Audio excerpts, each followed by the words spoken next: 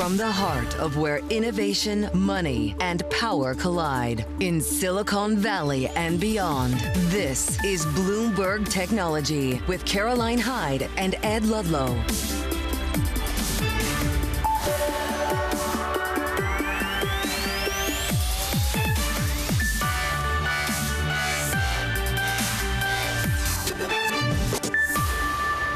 Live from New York, I'm Tim Stenovec. And I'm Jackie Davalos in San Francisco. This is Bloomberg Technology. Now coming up, U.S. President JD Vance blasts Europe, accusing the region's leaders of undermining democratic values and taking aim at the bloc's attempt to regulate hate speech and misinformation in media online. Plus, we are joined by the CEO of Databricks on the company's AI-focused partnership with SAP. And a look at Elon Musk's empire and how some of his companies hired undocumented workers to build factories. But first, let's take a look at the markets. Tim, what are you looking at? I'm checking out the NASDAQ 100 this morning. It's up about 0.2%, Jackie. Bouncing around a little earlier in the session. We did get a read on U.S. retail sales a little earlier in the session, and it was not good. Those retail sales slumping by the most in close to 2 years. Still, it does increase rate cut bets at least sooner than later. Also, NASDAQ 100 having a really good week, shrugging off those tariff concerns, up about 2.6% for the week. Also looking at shares of Intel. Speaking of a good week, look at this, up more than 20% on the week. At one point earlier in the session, we did see shares having their best week going all the way back to 1982. Investors are bullish on reports that the U.S. government might possibly get involved with a plan involving both Intel and TSMC. So we're keeping an eye on that. Let's also take a look at those shares of Meta. They're up on the day, and this as the company is pushing into augmented reality and AI, and has identified its next big bet, AI-powered humanoid robots. Let's get more on this with Bloomberg's Mark Gurman, who joins us now. Mark, humanoid robots sound like something out of a sci-fi movie. What is Meta's vision for this venture here, and how much are they spending to do it? So Meta wants to own this still nascent humanoid market, right? These are home robots that can do chores for you, maybe fold laundry, carry a glass of water, bring something for you up the stairs. We've seen Tesla get into this game with Optimus. We've seen Boston Dynamics with Spot. Other companies like Apple and Google DeepMind are making investments here. But Meta wants to be the Android or Qualcomm of the humanoid industry and power the underpinnings, the software, the hardware, the artificial intelligence, the sensor stack, the compute for the whole industry. So they're talking to several partners, including Unitree. They're talking to a company called Figure AI. And they want to power this. And today they're starting up a new division run by the former CEO of GM's Cruise, Mark Whitten. They're going to hire about 100 people for the robotics field. And their plan is to try to own this market and eventually maybe even make a humanoid robot of their own. Mark, is the idea here that they make money on the hardware, the software? At the end of the day, how is this a company? How does this help the company make more money selling us ads? I mean, Meta is investing billions of dollars in artificial intelligence and augmented reality, and those are two core technologies that are also useful in humanoid robots, right? This technology could be applied to humanoids. They're spending $65 billion on R&D investments across 2025. So a portion of that will now go to humanoid robots. And how they can make money from this one day, obviously, is selling it to consumers, but sooner they can make money on becoming the platform, right, and licensing their technology, parts of it open source, to third-party partners, right? Meta believes that the hardware stacks are pretty well done right now by the third-party humanoid manufacturers, right? Where they see a step down is in the AI and the software, and they believe with Llama they can fill that gap. Mark, what has the company learned from its Reality Labs prior ventures in headsets, for example? What does it plan to do differently this time around with humanoid robots? Well, I don't think they're going to do much differently, right? Other than I think they're starting to hire a little bit more slowly than they have with the augmented reality metaverse push, right? So they're hiring about 100 people this year, right? That seems like small potatoes compared to the number of people they hired at the height of COVID, at the height of building out the metaverse and mixed reality, right? So they're going to go a little bit more slowly here, maybe invest a little bit less money at the get-go. But I think their ambition is still the same. What is that moonshot? What is that long-term area that we can own as a company? Bloomberg's Mark Gurman joining us out there in Los Angeles. Mark, always good to see you. Congratulations on this scoop as well. Well, earlier today, we heard from Vice President JD Vance, who spoke at the Munich Security Conference. Take a listen to what he had to say. The threat that I worry the most about vis-a-vis Europe is not Russia, it's not China, it's not any other external actor. And what I worry about is the threat from within, the retreat of Europe from some of its most fundamental values, values shared with the United States of America. Vance called out Europe's regulation of big tech, saying it's out of control and harming free speech. Vance cited incidents from Germany to Sweden to the UK of what might be called woke policies as evidence of how Europe has lost its way. Bloomberg's Mike Shepard joins us now to discuss. Mike, how did this speech land with the audience in Munich? Well, it fell a bit flat because when you consider the context of the Munich Security Conference, you have to think about what's happened earlier this week. We saw JD Vance's boss, President Donald Trump, make this sudden outreach to Vladimir Putin in Russia to try to negotiate an end to the Ukraine war. And Ukraine really did not come up very much in the speech at all from Vance.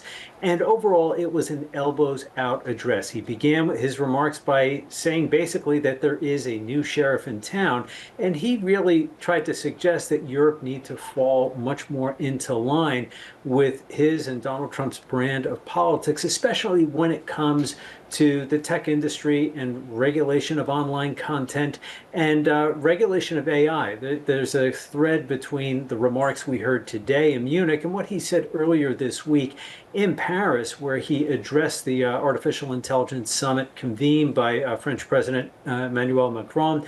The idea from Vance there was to talk about overregulation of that sector too, and say that that is stifling innovation. But again, he also brought up this whole question of moderation and the risk of censorship through artificial intelligence.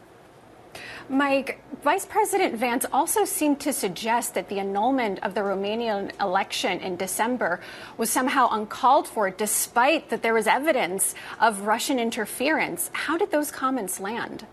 Well, again, this is another remark that he made during his appearance. It really did not sit well with the audience, especially the Romanian delegation.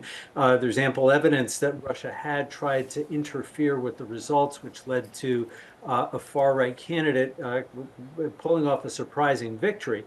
And the concern about Russian interference with and tampering with domestic affairs of its closest neighbors is a constant concern. It was something that we have heard from Baltic officials that we have interviewed. I've spoken with the foreign ministers of Lithuania and Latvia in the past year, and this is something very much at top of mind.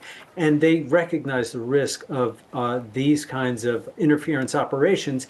And it is a sensitive point for Vance and the Republican Party, too, because dating back to 2016, we saw Donald Trump's election somehow tied to a Russian interference operation here as well. So this is something he is trying to diminish.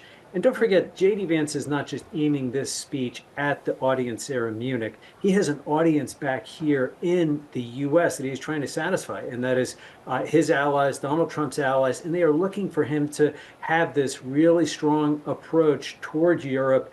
And even if the speech didn't land well in the room there, it very likely landed well with allies here who want to see JD Vance take this forceful role in propelling the MAGA politics of Donald Trump for the future. That's Bloomberg's Mike Shepard. Appreciate you joining us. Now coming up, Airbnb sees, quote, continued strong demand. The stock's surging on that outlook. More on that next. This is Bloomberg.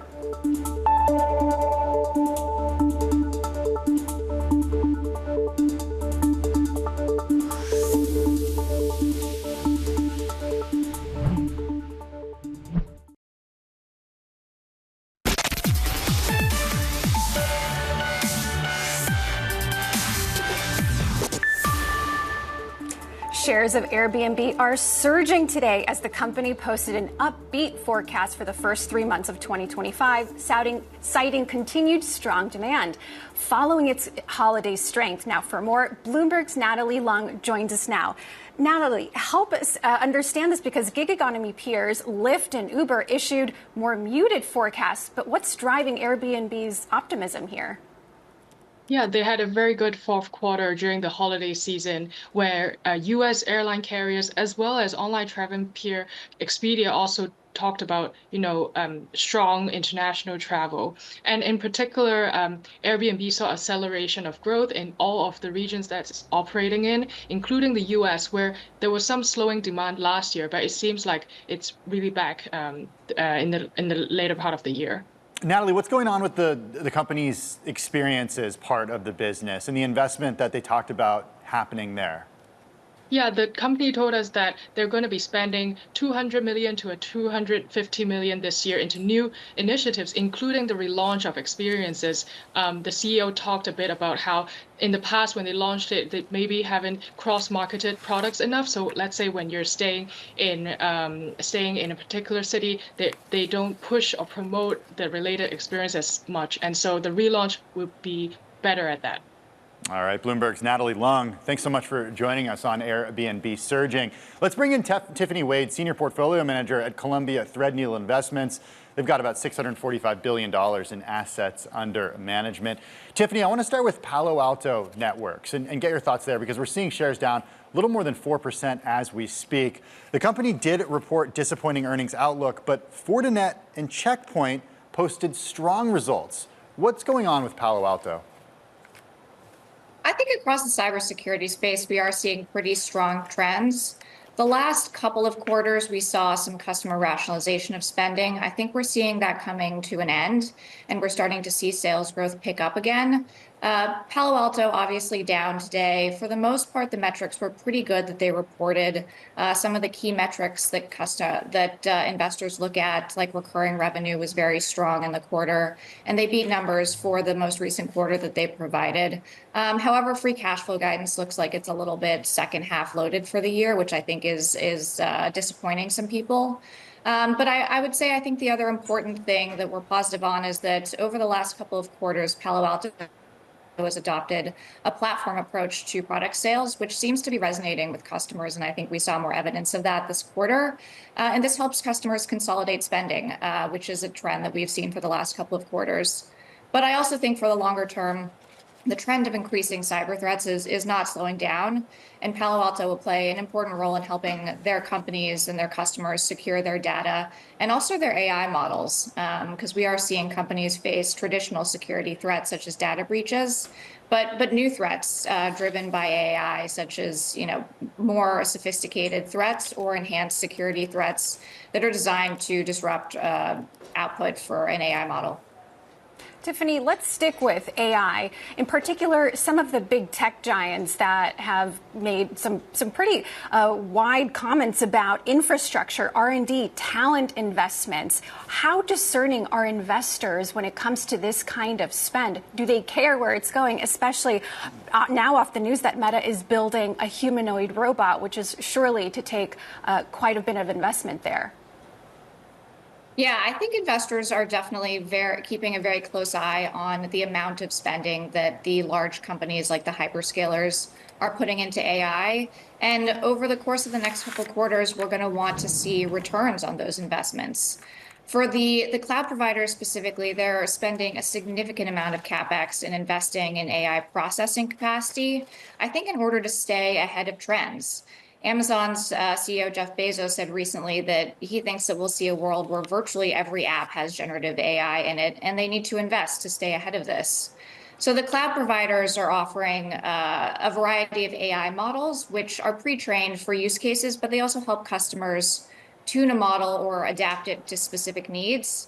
And they're also offering tools and services like secure data storage and data management that make it easier for their customers to handle the large data sets required for AI models. And I think that all of these services should see additional demand with faster adoption of AI. And I think what we'll see is these companies are becoming kind of the toll roads for AI, where they're supplying the cloud, the tools, some of the developers, and the processing capacity that their customers need to enable other companies to develop and deploy AI.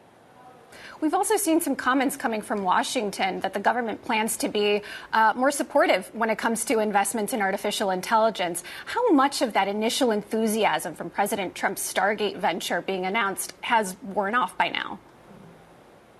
I think that that's probably the Stargate venture is a flashy announcement, but I think it's more of the same of what we're seeing. There was already a significant amount of capital investment going into infrastructure spending. Formalizing announcements, with multiple companies investing is a great news story and maybe accelerates some of the spending. But I think a lot of the spending was going to happen anyways over the next 3 to 4 years and over the next decade. Are you not at all concerned about CapEx spending from the hyperscalers, from any members of the Mag 7 being too much? Are they overspending?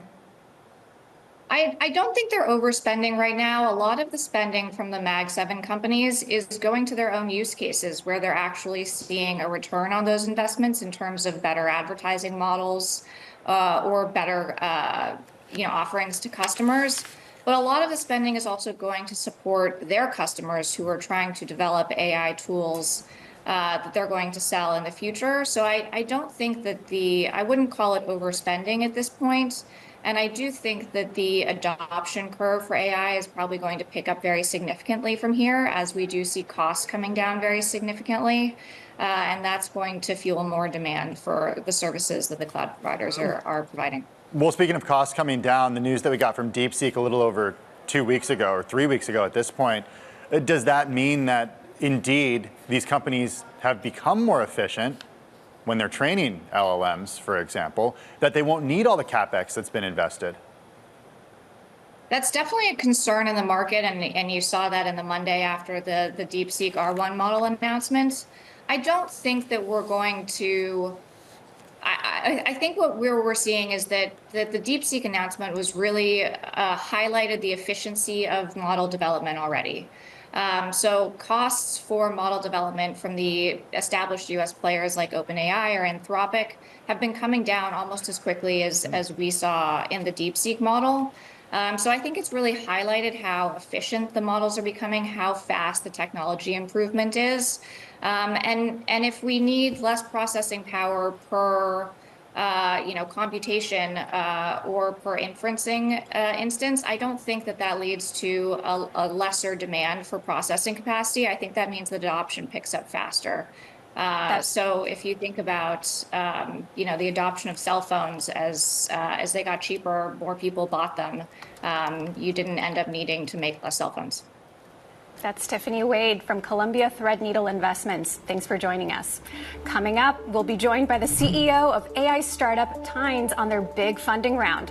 We're also watching shares of DraftKings. This as the Boston-based company reported fourth quarter earnings that beat expectations. Also boosted its sales guidance for the current year to at least $6.3 billion in a sign that the company is overcoming concerns about a tough market for sports betting operators. This is Bloomberg.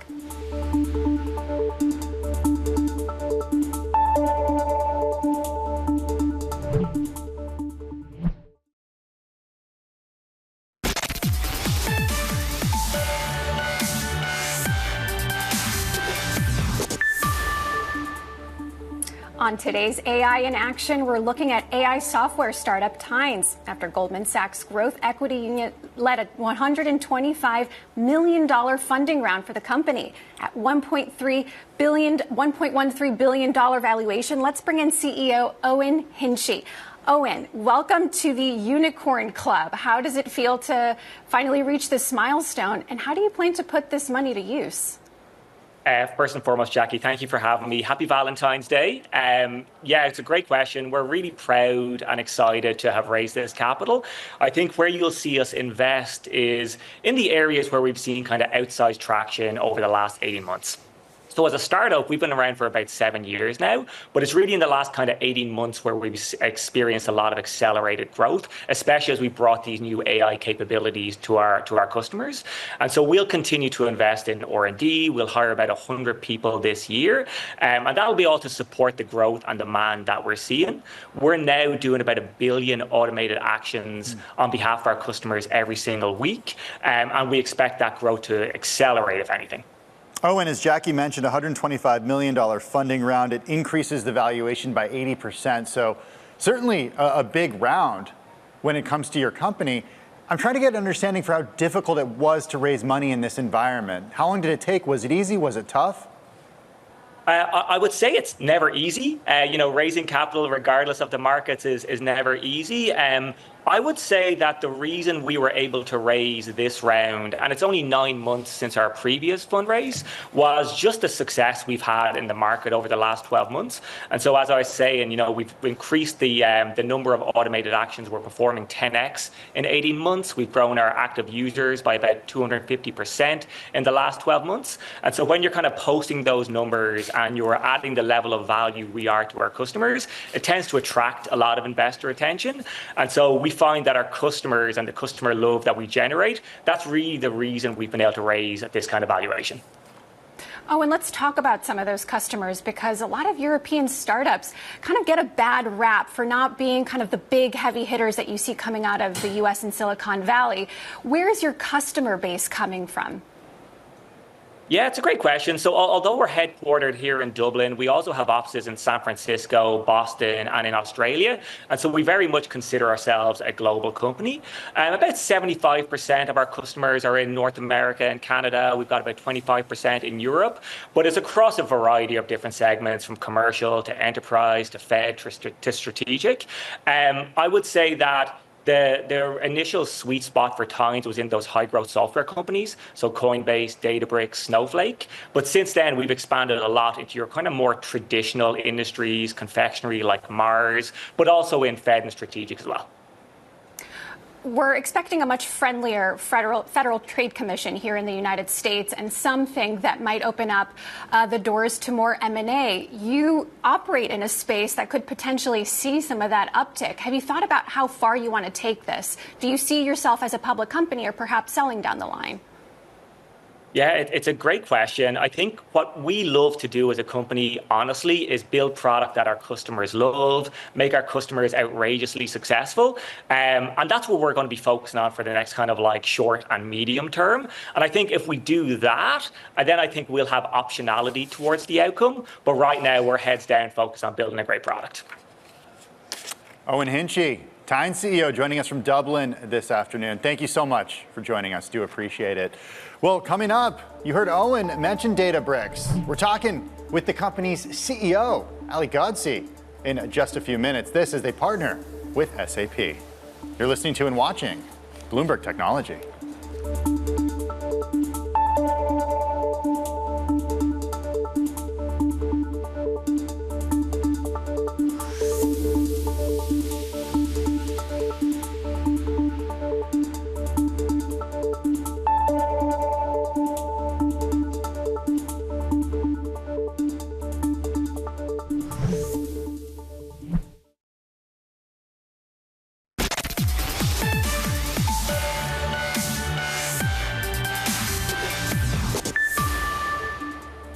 Welcome back to Bloomberg Technology. I'm Tim Stenovec in New York. And I'm Jackie Davalos in San Francisco. Let's get a check on some of the companies that are reporting earnings after the bell yesterday. Look at this. We got some shares higher, some shares lower. I do want to start with shares of Roku because they're just surging today, up 12%. Look at that. This is after the company reported fourth quarter results that beat expectations. Roku also reporting adjusted EBITDA guidance for the year that surpassed estimates. We did see a host of banks come out and upgrade the stock, B of A, Morgan Stanley, Needham, and more among those. Also, look at Twilio, down by about 16% today. This after the company's first quarter forecast fell short of estimates. Investors disappointed that there wasn't a guidance upgrade following a strong showing at a recent investor day. And finally, let's get to shares of Airbnb, just surging right now, up by 14.5%. The company's stock moving higher by the most in more than 2 years after they issued an upbeat forecast for the first 3 months of 2025, citing, quote, continued strong demand after a bustling holiday travel season. Airbnb sees the key metric of nights and experiences booked growing at a, quote, relatively stable pace compared to that same period a year ago, which saw about 8.5%, not including a leap day. That beat estimates from analysts. Jackie? SAP and Databricks are launching a new product, combining SAP's business data with Databricks' AI platform. For more, Ali Ghodsi, CEO of Databricks, joins us now. Ali, you're going to invest $250 million. You say you're expecting $1 billion in revenue. Talk to us about how this partnership is going to differentiate you from what's already on the market. Yeah, so this is, we've only had one partnership this big, and that was 10 years ago with Microsoft. So we think this is going to be game changing for the industry. So when we talk to our customers, we say, oh, we have an amazing platform. It's great. They always say, but what about the SAP data? Because SAP's data is the most important data in the world. It's what's powering all the ledgers, all the financial systems of over 90% of Fortune 500. And this data has sort of been locked away and people couldn't access it. So what the partnership means is that anyone that goes and now buys SAP Databricks from SAP will get all this data accessible right there, and they can start building agentic systems, AI, and so on. So that's why we're so bullish on it, and that's why we earmarked the $250 million, as you said, from our $10 billion fundraise that we just did. Another important partner of yours is Microsoft, and it's increasingly becoming a competitor. It said that it's using its product, its Fabric. It's going quickly. What's the pitch to use Databricks rather than Fabric? Yeah, look, Microsoft's a great partner, but still remains a great partner. They're actually an investor in Databricks as well. So is, by the way, AWS. So is also Google. But there's competition, as you pointed out. They have sometimes their own products. The great thing about SAP Databricks is that you have now all the SAP data in it there. And you won't find that in the other offerings. So the other offerings out there in the market will not be there with all the business data that SAP has, and it's been enriched with all the semantics. So what I mean by that is this is not just data on the financial ledger of a company, it's also the travel system, because SAP has a product called Concur. They have success factors for HR. They have Ariba for procurement. All this data has been combined and enriched, and it's just available in SAP Databricks. So that's the big difference between using SAP Databricks and using any other data platform out there. Ali, there's been a huge conversation lately around inference cost, and I'm wondering if you've seen inference costs go down. What does it mean for Databricks? Yeah, inference cost has been going down all the time, last few years, and we have a whole research team dedicated to just optimizing the software portion of that. There's, of course, a hardware portion. We don't build hardware, but the software portion is actually significant too. We're seeing, 2.5 to 3x boost just in the software. What does it mean? Well, what it means is that it's just much cheaper to build applications on top of AI. It's kind of crazy if you think about it. If you zoom out, what it costs less than $1 to produce 1 million words. That's basically 3 books. You can get the AI to produce 3 novel books for you for less than $1. So that's what cheaper inference means, and just unlocks all these applications on top. So that's what we're excited about.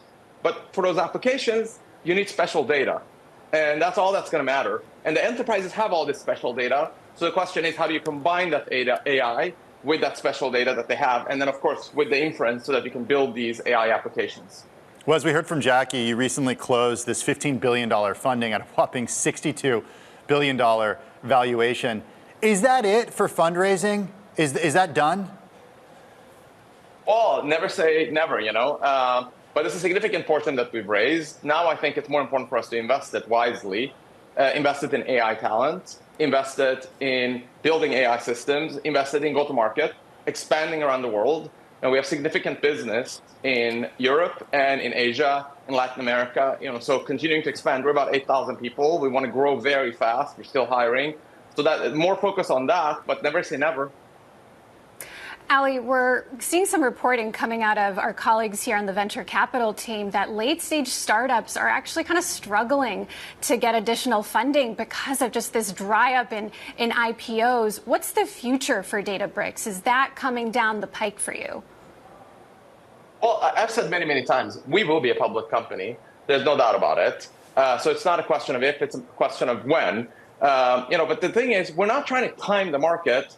We're trying to win the market. So that's what we're focusing on. We've raised all this funding. Now we're going to use it. We did this big partnership with SAP where you can get all this most important data in Databricks. Now we want to build AI for our customers and make them successful. That's the focus. How do we win this market? What kind of milestone are you setting for yourself before you actually get to the point where you tell investors that you're ready to go public, that you're ready? I mean, we are ready. We could press a button and we would be public today. It's really sort of a question of what's the priority right now and how much benefit do we get out of going public.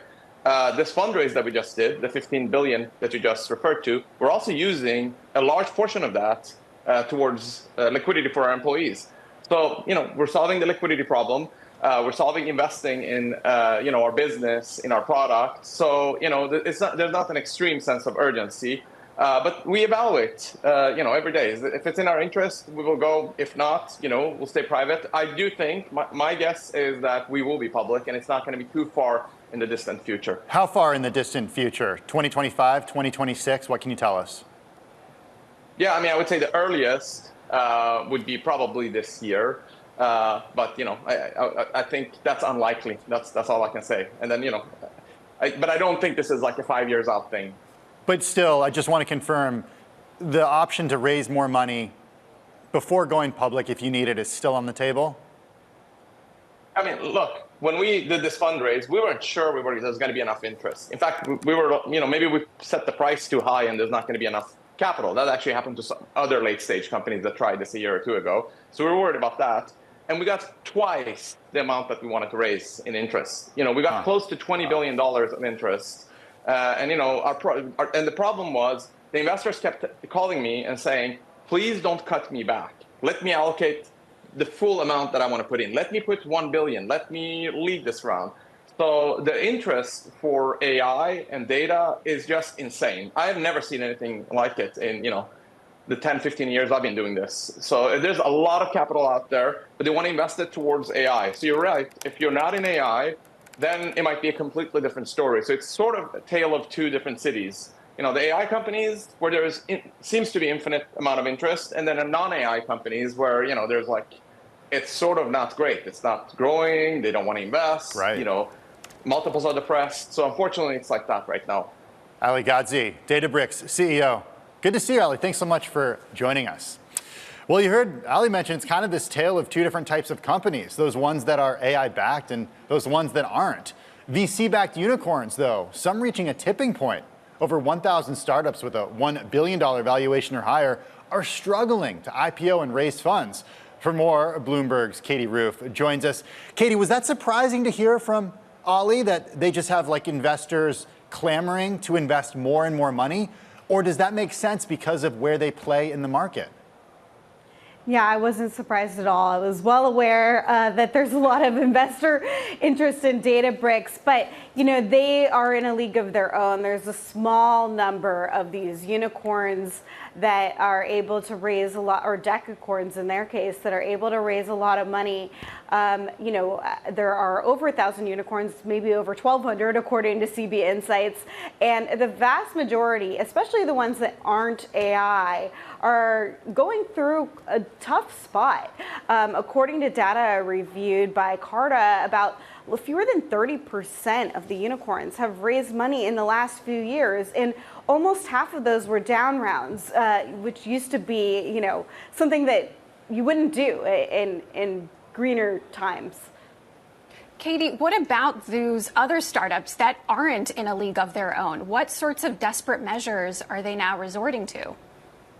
So beyond the down rounds, we've seen other things like reopening the last round, quietly raising more money at the same valuation, but then sometimes more desperate things like pay-to-play rounds where you require investors to, pay more money to be able to keep their existing stake. There's all sorts of different ways that they're getting creative here. Some of them are taking on pretty difficult terms. Much was made of what Service Titan did. They took some difficult terms from TPG, although in the end they were able to go public at, above their round. But most of them aren't on track to go public. There have been very few IPOs in the last few years, and so the industry is quietly talking about what's become known as zombie unicorns. These unicorns that are still there because they have revenue, but they can't go public and provide liquidity for their investors. No one wants to acquire them at the price for their last round, and they're just in a really difficult spot.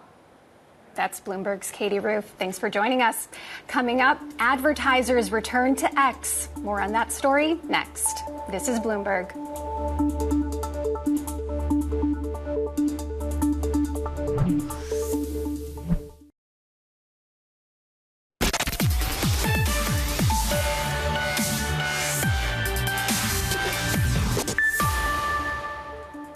Social media platform X is seeing a resurgence in advertising. The company's revenue jumped over 40% in December compared to a year ago. This as marketers rethink their position with the platform as Elon Musk gains newfound influence with the U.S. government.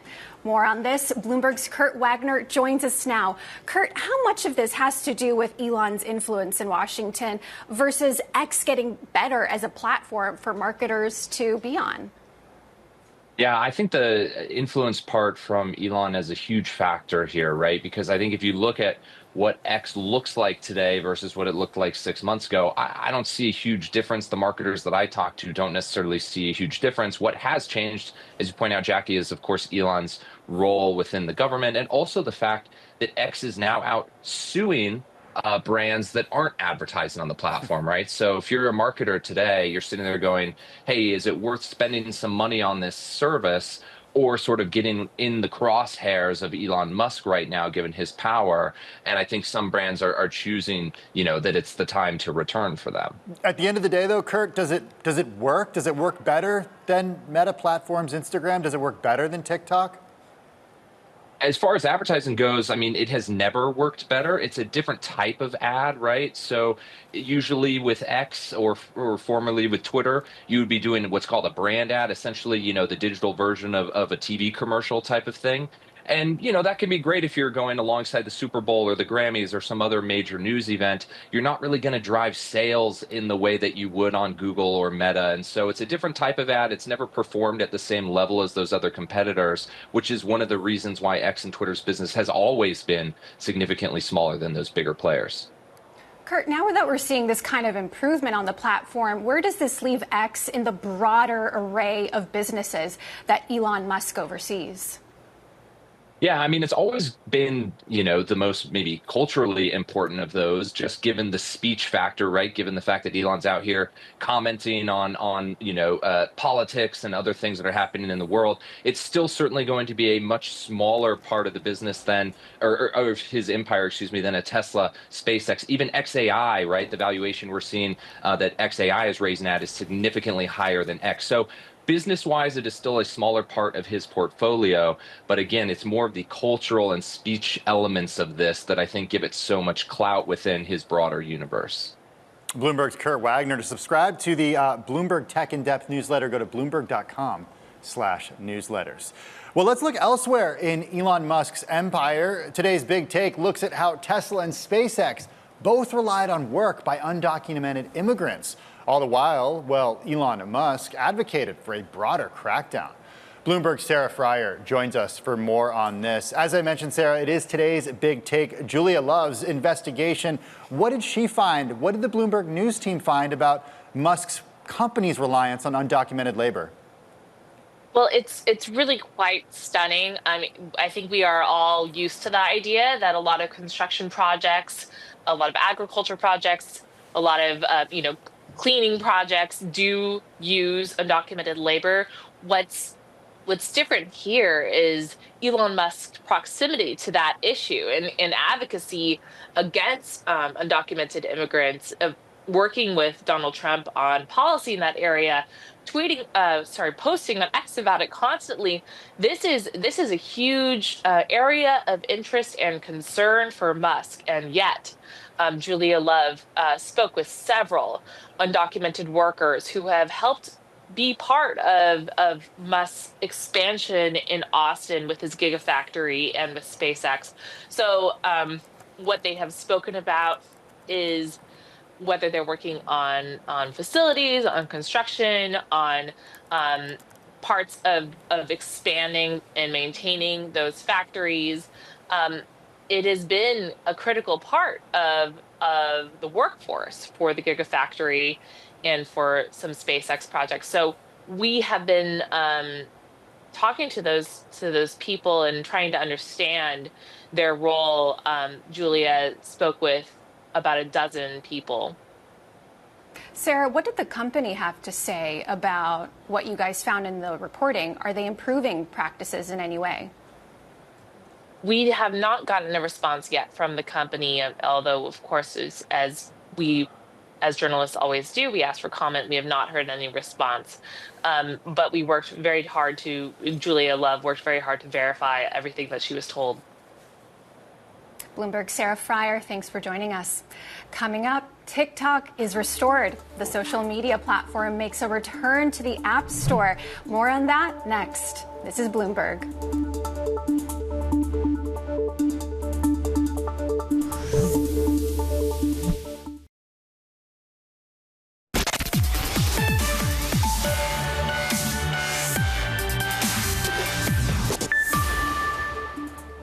Apple and Alphabet are restoring TikTok to its app stores after U.S. Attorney General Pam Bondi sent a letter to two companies assuring that a ban wouldn't immediately be enforced. For more, Bloomberg's Alex Levine joins us now.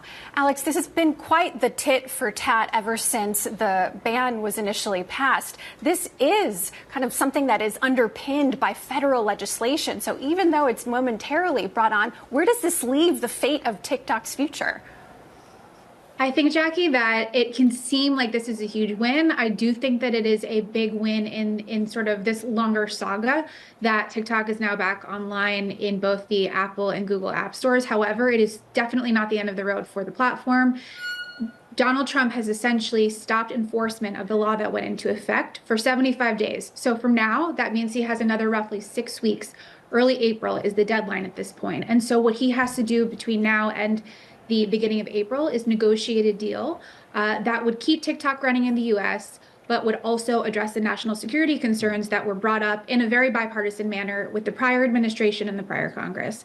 So even though, like I said, it is, a big win in this longer saga, it is certainly not the end of the line for TikTok, and it does not guarantee its future in the United States. Alex, what could that deal look like? Is it on the table for the U.S. perhaps to buy TikTok via a sovereign wealth fund if that does get established? The terms of the deal and various proposals that have been thrown around are very mushy. I think that every week we hear another kind of proposal. We hear about another interested potential acquirer, another interested potential buyer. Some of the names that have been thrown out have denied actually being involved in any way. People like Elon Musk, who we had initially heard was being considered as one potential off-ramp by the Chinese government, actually came out just at the end of January to say he's actually not interested. So the sovereign wealth fund was another thing that was put forward, but the terms of how that would actually work were very unclear. And we also know that with the sovereign wealth fund, this would take a lot of time to actually stand up. And Donald Trump, as of right now, has only given himself until the beginning of April for the enforcement of this law to kick back in. So that's all to say there's a lot of stuff on the table. It's all a little bit uncertain at this point, but we do know that there are ongoing talks in the White House and between the White House and TikTok and ByteDance on a potential path forward here. Alex, do we know what kind of assurances lawmakers want to see before we end up getting any kind of deal between President Trump and any other party involved? That is a great question. And most lawmakers have been mum on this ever since the executive order was signed by Donald Trump during his first day in office. We know that a large number of the folks that actually pushed this legislation across the finish line to begin with were members of Trump's own party. And some of them, for example, Tom Cotton, have come out to say the law needs to be enforced. And even though there hasn't been a whole ton of chatter since the executive order was signed, we do know that behind the scenes there is likely a lot of pushback from folks who are concerned that whatever deal may end up coming to fruition may not actually address the national security concerns that got the app shut down here in the first place. So that all remains to be seen. Bloomberg's Alex Levine joining us from New York today. Alex, thanks so much. Have a great long weekend. And you have a great long weekend, everybody, because that is going to do it for this edition of Bloomberg Technology. Do not forget to check out our podcast. You can find it on the terminal as well as online on Apple, Spotify, and iHeart. This is Bloomberg. We'll see you on Tuesday.